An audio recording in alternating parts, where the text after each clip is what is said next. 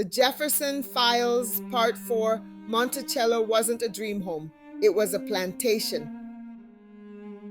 Welcome to Burden of History, where truth isn't just told, it's restored. If you're new here, I'm glad you found us. And if you've been following the Jefferson Files, thank you for continuing this journey.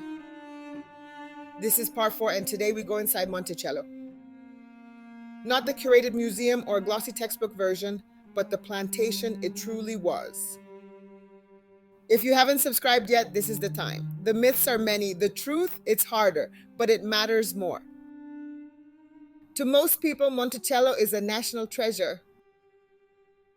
It sits on the back of a nickel. It's praised as a symbol of enlightenment, innovation, and presidential elegance. But what's never printed on the coin is that Monticello was built, maintained, and sustained by enslaved people, over 400 of them. Behind the architecture was forced labor. Behind the gardens were beaten hands. Behind the silence was surveillance. Monticello was not a retreat. It was a plantation.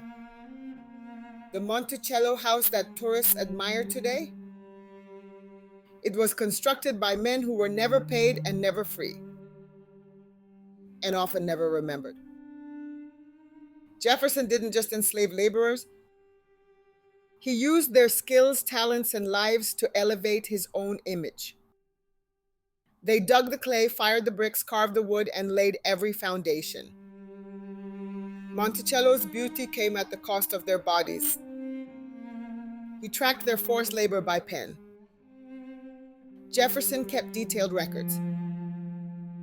He knew how many nails a child could forge, how many barrels an enslaved man could carry, how many hours a woman worked before collapsing.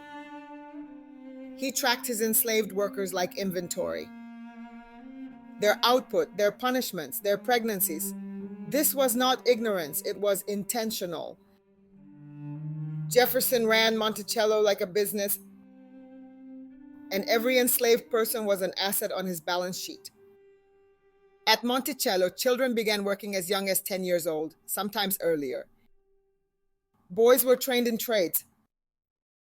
Girls were assigned domestic labor. There were no birthdays, no rest, no childhood. Jefferson celebrated liberty while tracking when each child was old enough to be useful. The irony wasn't lost on them, only on the historians. Monticello was designed for efficiency and control. Enslaved people lived out of sight but always under watch. Jefferson's mansion sat on top of a hill. From that perch, he could look down on the very people he claimed to care for. They weren't allowed in the main house without purpose. Their quarters were crowded, damp, and always within shouting distance. He built the illusion of peace on a foundation of punishment and obedience.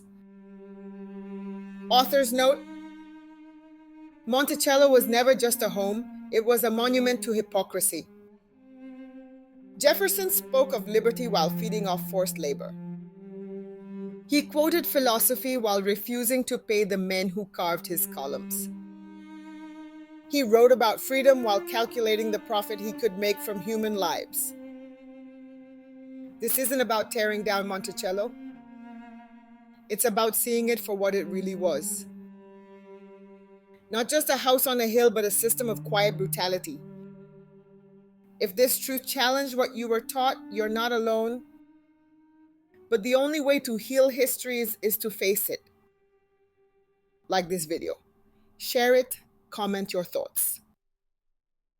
And subscribe to Burden of History so we can keep telling what others refuse to. In Part 5, we'll confront the words Jefferson is most known for. All men are created equal. And show you exactly who he meant and who he didn't. This is the Jefferson Files. The truth deserves to be heard.